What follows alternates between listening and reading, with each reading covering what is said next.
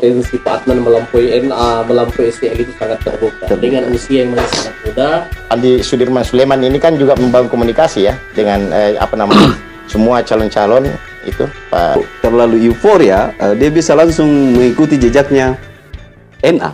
Bismillahirrahmanirrahim. Assalamualaikum warahmatullahi wabarakatuh. Waalaikumsalam warahmatullahi wabarakatuh. Dan salam sejahtera buat seluruh sahabat dan sobat IPISO dimanapun Anda berada. Berjumpa lagi dengan saya, Swadi Idrus Amir, tentunya di acara kesayangan kita IPISO Rumah Edukasi.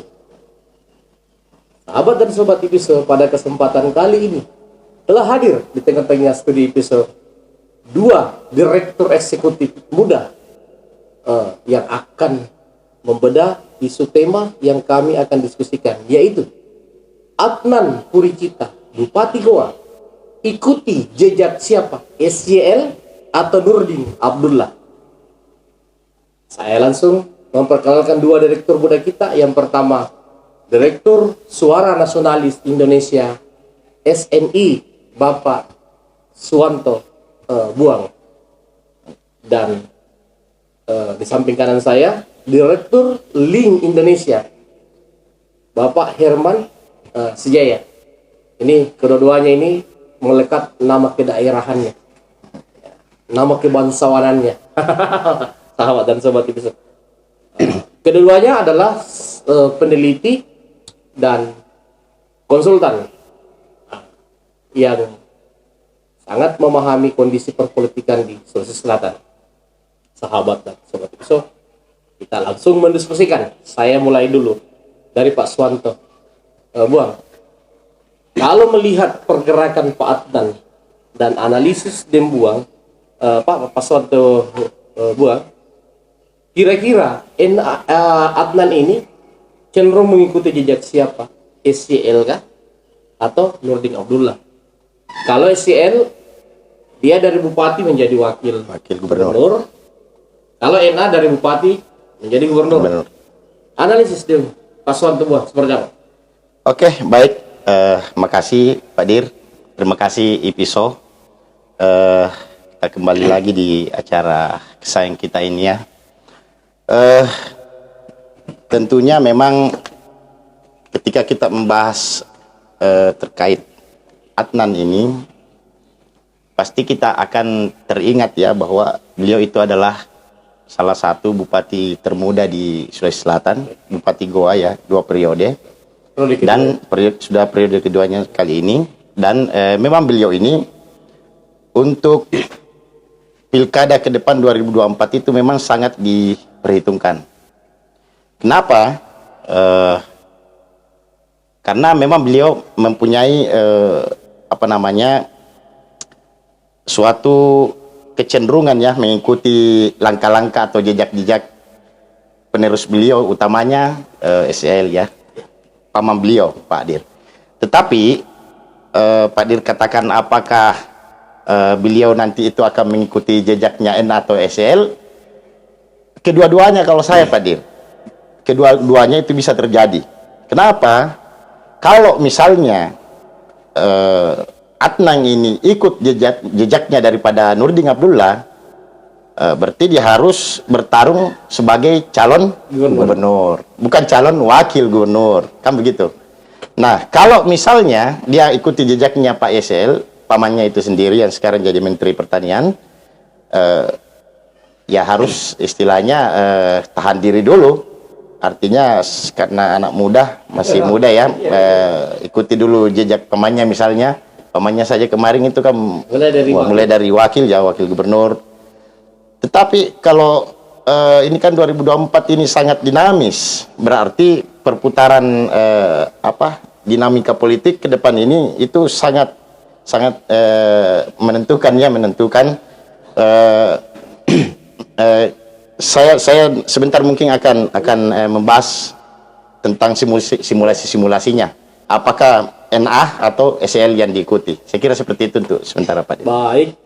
Pembuka dari Direktur SNI Suara Nasionalis Indonesia Pak Suwanto Buang memulai diskusi sahabat dan sobat IPISO.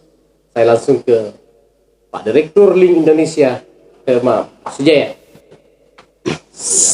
Sebaiknya dan idealnya Adnan Puricita ini mengikuti jejak SCL atau NA. Kita sudah tahu kan kalau SCL berarti dia harus wakil dulu, kalau NA berarti harus dulu. Kalau dilihat kondisi, yang mana yang paling cocok bagi Adnan Puricita? Oke, terima kasih Kak Kadir. Hadir lagi membersamai sahabat dan sobat IPISO di tema yang agak sentral juga, karena setiap tema yang diangkat oleh Kakak Dir ini ada beliau Nurdin Abdullah sebagai parameter di setiap diskusi. Nah, pertanyaan Kakak Dir terkait dengan apakah Pak Bupati Goa Pak Adnan ini mengikuti jejak NA atau SCL.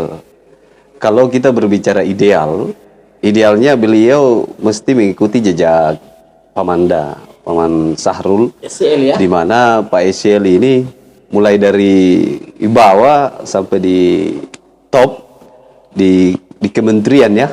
Kementerian ini sudah kelas nasional.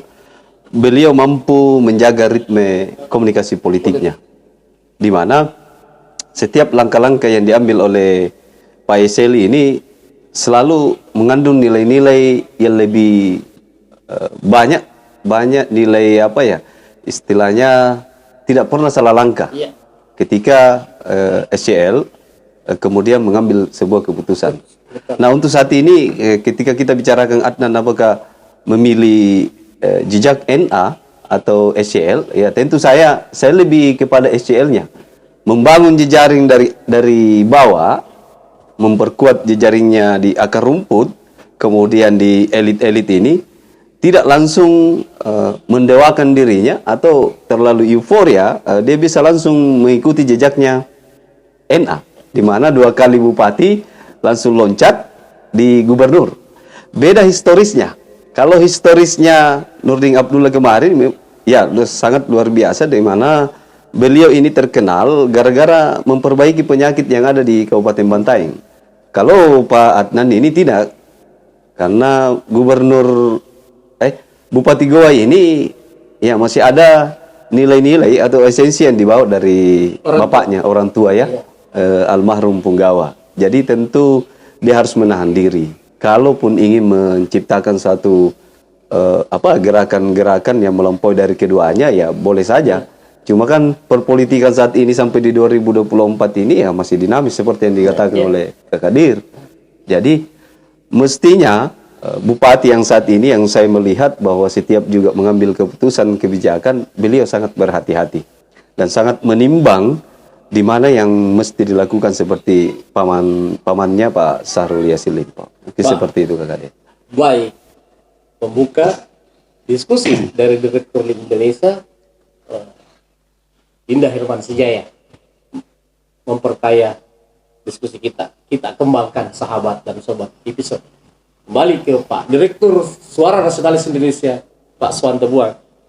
Pak Suwanto Buang, tadi analisis dari Pak Herman Sejaya, idealnya dia mengikuti jejak SCL. Nah, tadi Pak Suwanto mengatakan ada analisis yang akan dikembangkan dan ada simulasi terkait pilihan-pilihan Adnan. Silakan. Ya, baik. Jadi keluarga Sahrul Yassin Limpo atau keluarga Yassin Limpo ini itu keluarga petarung ya, keluarga petarung. Jadi resimnya ini keluarga petarung. Jadi kita tahu di Sulawesi Selatan ketika Adnan itu atau kelompok Yassin Limpo ini punya peluang untuk langsung menjadi calon gubernur, pasti diambil, Pak. Iya. Jadi kalau ada peluang, jadi tergantung situasi dan kondisi di 2023. Karena ini kan harus dilihat dulu di 2023, berarti pileg ya. Indikator-indikator apa saja yang membuat dia akan mengambil posisi gubernur? Ya, pertama bahwa sampai hari ini Pak Adnan itu cemerlang di karirnya ya. Iya. Yang pertama, Benar. belum pernah korupsi, belum ada didengar-dengar bahwa beliau itu ada indikasi korupsi apa dan sebagainya, belum. Kemenangannya juga kemenangan sempurna karena kemarin waktu maju itu dia melawan kota kosong. Berarti di Goa ini yang salah satu pemilih terbesar di Sulawesi Selatan, itu berarti masyarakatnya itu pasti akan komitmen mendukung beliau ya. Itu kita lihat. Nah, sekarang kalau misalnya itu terjadi, berarti kita harus bikin simulasinya, Pak Dir. Ya. Kalau misalnya beliau mengikuti jejaknya Nurdin Abdullah 2 periode, kemudian langsung menjadi calon gubernur, berarti simulasinya seperti ini kalau menurut saya. Adnan, berarti dia kalau misalnya Adnan, berarti dia harus cari lagi kaum milenial atau perwakilan perempuan, berarti Adnan Indah. Nah, itu menarik juga ini kita bahas. Kalau dia maju 01. Kalau 01 berarti dia simulasinya Adnan Indah. Apa masukannya di situ? Adnan di selatan, Ibu Indah ini kan di utara ke bawah. Ya, Zona itu 3. zona 3. Ini mungkin salah satu pertimbangan pertimbangan ke depan. Kemudian kalau misalnya itu juga kita perlu perhatikan bahwa Andi Sudirman Sulaiman ini kan juga membangun komunikasi ya dengan semua calon-calon itu Pak Gubernur sekarang ya. Boleh jadi juga Adnan Andi Sudirman Sulaiman itu menjadi wakil. Boleh jadi. Andi Sudirman wakil. Iya, boleh jadi, bisa jadi kalau survei memungkinkan seperti itu, ya boleh jadi. Tapi survei hari ini Andi Sudirman Masih lebih tinggi. ya, masih oke lah karena gubernur. Itu simulasinya. Kemudian Adnan Topang Pawe itu. Kemudian Adnan dengan Pak Iyas, boleh jadi ya. Ini simulasi saja. Tapi kalau Itu. Pak Iyas 02 kayaknya berat. Ya, berat Pasangan karena aja ngajak tidak ya. mau. Nah, Berat. tetapi semua kemungkinan perlu kita ambil, Pak Dir. Kenapa? Karena kedepannya ini di 2023 itu pasti akan kelihatan di situ sebenarnya siapa yang akan muncul di permukaan. Karena sudah mulai di 2023 itu sudah akan muncul di permukaan. Siapa-siapa yang sebenarnya yang menggalang di bawah. Karena ini kan semuanya ini pada katanya tiarap, padahal semuanya menggalang, Pak. Ya, katanya tiarap, padahal semuanya berjalan ini. Bekerja dengan PMI-nya. Ya, betul. Jadi itu perlu juga kita hati-hati. Ya, begitu. Kemudian kalau misalnya Adnan mengikuti jejak daripada SL, itu kita simulasikan saja seperti ini. Adnan wakil berarti Iyas Adnan. Kemudian Andi Sudirman Sulaiman Adnan. Dibalik lagi. Topang Pawe Adnan. Kan seperti itu. Ya, ini kan saya kasih begini dulu di atas supaya kebalikannya sebentar itu enak kedengaran. Itu supaya enak kedengaran. Karena kenapa? Kalau tidak seperti itu, Pak, jangan sampai besok-besok kejadiannya terbalik ya, kejadian terbalas. Ini kan kalau namanya pejabat gubernur itu kita tidak boleh sanksi, Pak. Banyak hal-hal yang mengikat dengan hal-hal yang bisa terjadi, betul. Ya kan? Ini kan masih panjang di 2024. Itu yang harus kita perhatikan baik-baik, Pak Dir. Segera seperti itu. Sahabat dan sahabat bisa luar biasa. Analisis dari Direktur SNI Suara Nasionalis Indonesia Pak Suwanto Buang ini sangat luar biasa. Beliau sudah memperkirakan kalau mengikuti jejak NA maka Adnan bisa dikatakan akan percaya diri mengajak menjadi 02 orang-orang yang kena ya. Begitupun sebaliknya ketika dia mengikuti jejak komandannya, maka dia harus rela menjadi 02 dari nama-nama yang tadi yang disebutkan pula. Baik, saya langsung kembali ke Direktur Link Indonesia, Pak Herman Sejaya. Kalau dilihat dari kelebihan-kelebihan NA dan SYN, apa saja yang patut diambil Adnan untuk dijadikan barometer? Karena kita menyebut kedua tokoh ini sebagai langkah Adnan ya, mengikuti jejak SYL atau mengikuti jejak NA. Tentu kan kedua-duanya memiliki kelebihan. Dalam arti kata, Adnan harus berguru lah pada kedua tokoh ini. Asal jangan berguru korupsi. Seperti apa kita melihat hal-hal yang pada kedua tokoh ini yang harus diambil Adnan? Oh ya, Kak Kadir. Kalau dari segi positif di kedua tokoh nasional ya, antara SYL dengan NA ini banyak, Kak Kadir. Kalau Pak Adnan mau belajar kemudian memetik nilai-nilai positif di antara keduanya itu, tentu saya berbicara dulu NA. NA ini membangun satu koloni dengan integritasnya kemarin sebagai Bupati Bantaing. Karena kenapa? hampir kemarin waktu riset pilkada Bupati Bantaeng ini, orang masih menunggu itu sosok yang direkomendasikan sama Nurdin Abdullah ya, Nurdin Abdullah. Cuma kan pada saat itu Pak Nurdin ini tidak mengambil kesempatan di pilkada. Artinya ada nilai yang sudah ditanamkan di masyarakat Bantaeng ini bahwa Pak NA ini tidak terlibat dengan hal-hal korupsi. Itu adalah salah satu nilai positif yang bisa diambil oleh Pak Adnan. Kemudian nilai-nilai anti korupsinya ini, beliau membangun wibawa yang luar biasa. Wibawa. Dan untuk saat ini Pak Adnan ini masih menjaga juga itu persoalan wibawa. Wibawanya sungguh luar biasa ketika dia di ruang-ruang publik. Beliau menjaga ritme kewibawaannya. Kemudian nilai positif yang dibangun oleh NA juga adalah NA mampu keluar dari Sulawesi Selatan bahkan Indonesia untuk mencari donatur. Artinya jejaring ke luar negeri ini perlu juga dibangun oleh Pak Bupati Adnan. Itu penting. Karena kenapa? Coba kita lihat kemarin bercermin di Bantaeng 2 periode, beliau dari Jepang ini sungguh luar biasa. Membangun yang sudah tidak dipakai oleh di Jepang tapi mampu dihasilkan, dibawa ke Indonesia, kemudian iya. Itu luar biasa, pemadam dan ambulans. Itu juga yang perlu dibangun oleh Bupati Adnan saat ini. Karena saya lihat Bupati Adnan sampai ke tokoh nasional ini dekat dengan Pak Tito juga, itu kan sudah menjadi bahan rujukan parameternya dia untuk tetap menjaga ritmenya, komunikasi politiknya di Kabupaten Goa bahkan di Sulsel. Kemudian kita berbicara SCL, apa nilai positif? Kalau nilai positif yang ada di Pak SCL ini, bagaimana Pak SCL ini masih berdiri ketika diterpa oleh badai? Artinya Pak SCL ini tidak baperan. Cepat move on dan merangkul orang-orang yang kemarin ya. Ini salah satu nilai yang kadang-kadang saya lihat politisi-politisi kelas nasional yang seideologi dengan Pak Sarul, Pak SCL. Karena kenapa? Kemarin ya itu tadi, ketika diterpa badai dia masih mampu berdiri, kemudian menjalin hubungan dengan orang-orang yang bersilangan dengan beliau. Itu adalah salah satu tipologi kepemimpinan yang mesti dikutip atau dipetik oleh Pak Adnan. Kemudian Pak SCL ini sampai hari ini masih membesarkan orang-orang yang pernah bersama dan meninggalkan beliau. Iya, kita melihat situasi di kementerian kemarin, banyak orang-orang yang artinya kemarin itu sudah tidak bersama dengan Pak SCL pasca berakhir periode sebagai gubernur, sampai hari ini di kementerian itu banyak yang ditarik masuk dan dibesarkan oleh beliau.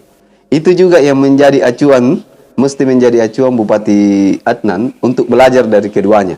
Jadi kalau mestinya di 2023 ini mengencangkan sabuk pengamannya ke akar rumput dengan berbagai komunitas dan organisasi yang diketuai di provinsi, saya kira tidak bisa juga dinafikan ketika bisa melampaui keduanya antara NA dengan SCL.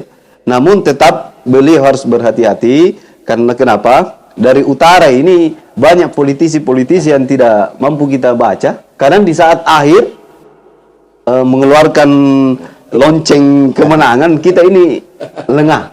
Itu yang mesti dijaga oleh Bupati Adnan. Tapi untuk saat ini luar biasa untuk menjaga itu. Sekian.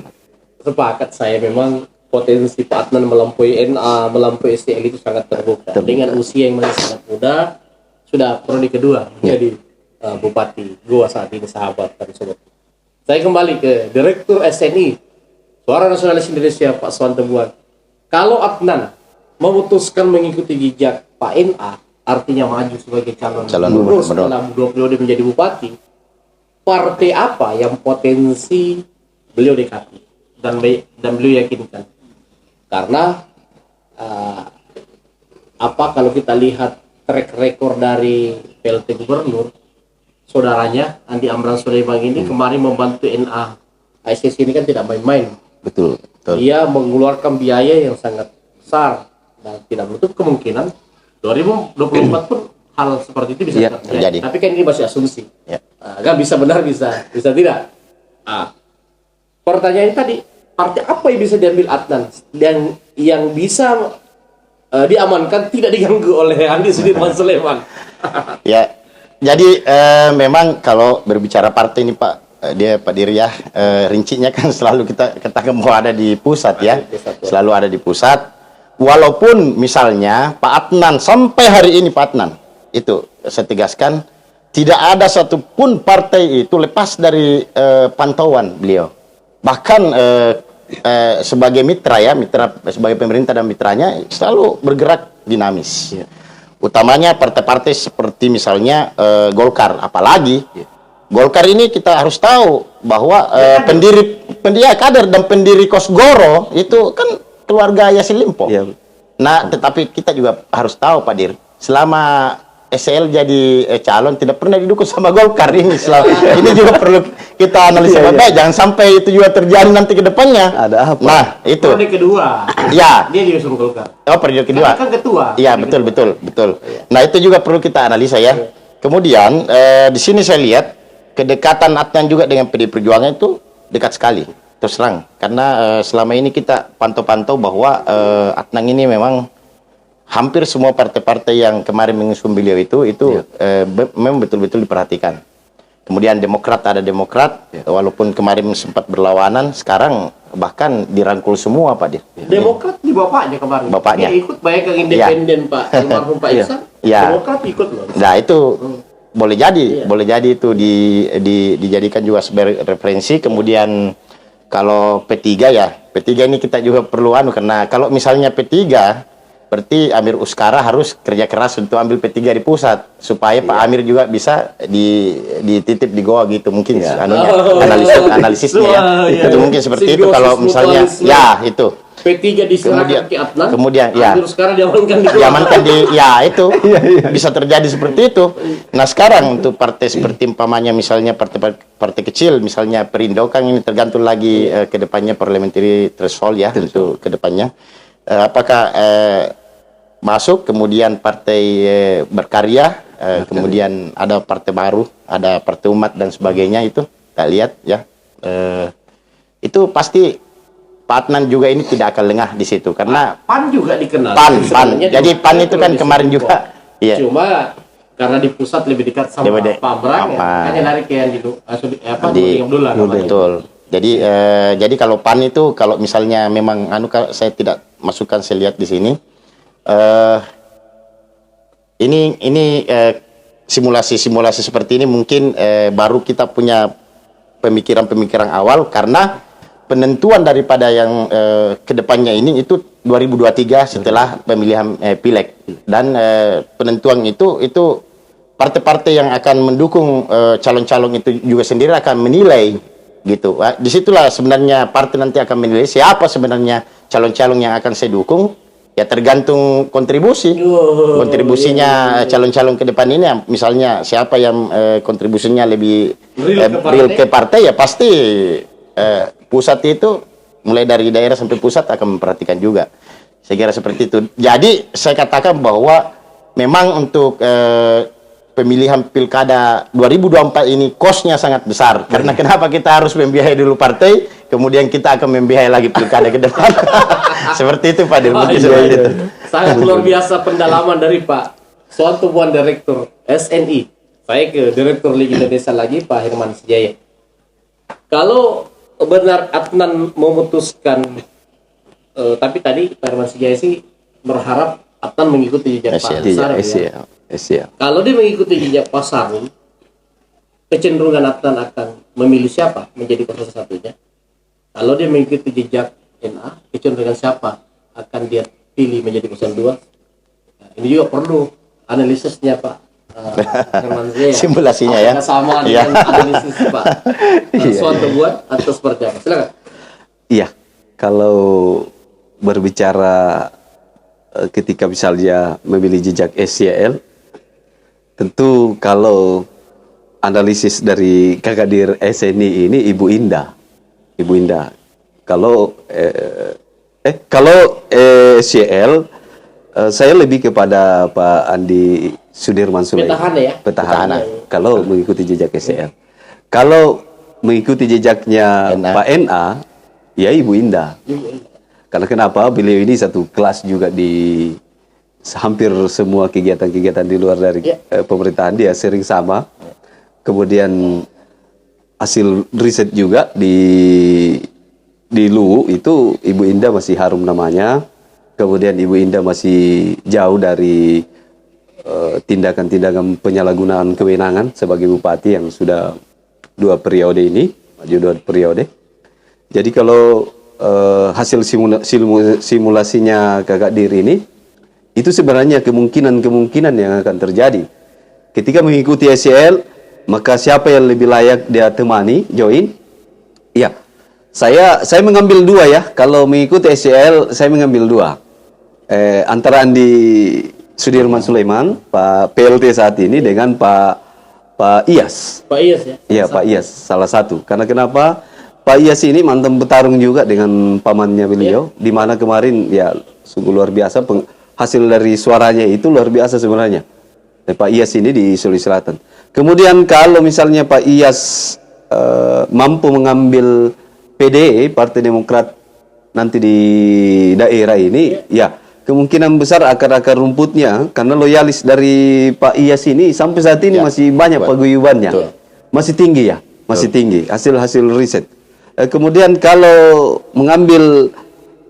mengikuti dengan Andi Sudirman Sulaiman, itu lebih banyak sih positifnya. Karena kenapa?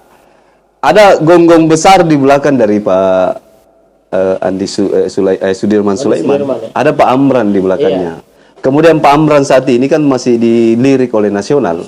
Sampai-sampai kemarin banyak isu yang mengguncang beliau, tapi sampai hari ini masih bertahan kuat. Artinya ketokohan Amran di pusat ini sungguh luar biasa dan masih besar. Nah, ketika kita berbicara gubernur nantinya, ya tentu kita berbicara partai sebelum kita berbicara independen. Karena Pak Bupati Adnan kemarin ini 2 kali dia independen. Sampai disertasi beliau yang menjadikan beliau gelar doktor ini pemilu yang peserta pemilu yang mengambil jalan independen. Nah, ini juga sebenarnya Pak Adnan ini melihat dan mempelajari dari hasil disertasinya ini, ketika beliau mampu mengembangkan itu, saya yakin boleh jadi beliau juga maju sebagai calon gubernur seperti almarhum dengan cara independen. Sisa, kalaupun belajar dari kemarin almarhum Punggawa, tentu banyak halangan, termasuk dilibas oleh beberapa partai, dan itu ada hubungannya dengan DPP. Jadi kalau mau mengambil dan belajar dari disertasi peserta pemilu yang independen, saya kira jangan dulu. Karena kenapa? Mesin-mesin partai, kalau kita berbicara gubernur itu jauh lebih besar mesinnya dibandingkan independen. Iya, karena kenapa? Saat ini juga kita melihat paradigma masyarakat terkait dengan setiap pemilu, pilkada, itu masih pragmatis. Artinya, independen ini tidak berlaku. Kalaupun misalnya berbicara kos politik, ya itu lebih murah. Murah tapi tidak berkualitas dengan kita mengantongi beberapa rekomendasi parpol. Jadi itu Kak Gadir. Kalau mengikuti jejaknya NA, dia bisa paket dengan Ibu Indah. Ibu Indah sebagai parameter 02, karena namanya, integritasnya, elektabilitasnya juga masih tinggi.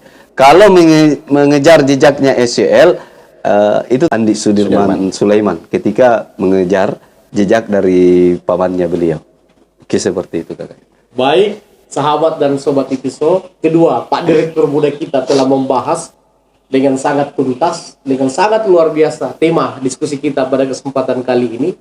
Kedua-duanya memberikan sebuah analisis dan argumentasi yang sangat rasional terkait seperti apa langkah-langkah Adnan, dan ya Pak Adnan harus memperhatikan kedua rekomendasi dari Pak Direktur Muda kita ini, Pak Bupati Kalau saya hanya host di sini, bukan sebagai direktur IPI, Pak Atan. Karena kami ketiga-tiganya ini adalah direktur lembaga survei dan Riset. Seperti itu, Pak Bupati. Baik, akhir kata saya mengucapkan terima kasih, banyak terima kasih kepada Sama-sama, kedua Pak Direktur muda kita, dan jangan pernah jenuh dan bosan untuk mengedukasi Insya Allah. Siap. masyarakat Siap. Indonesia dan Sulawesi Selatan. Dan sahabat-sahabat kita di IP Show ini jangan juga pernah bosan ya untuk menonton dan mengikuti terus channel IP Show Rumah Edukasi yang insya Allah akan terus kita memberikan tema-tema yang edukatif dan tema-tema yang update untuk pemirsa episode dimanapun Anda berada. Assalamualaikum warahmatullahi wabarakatuh. Waalaikumsalam warahmatullahi wabarakatuh.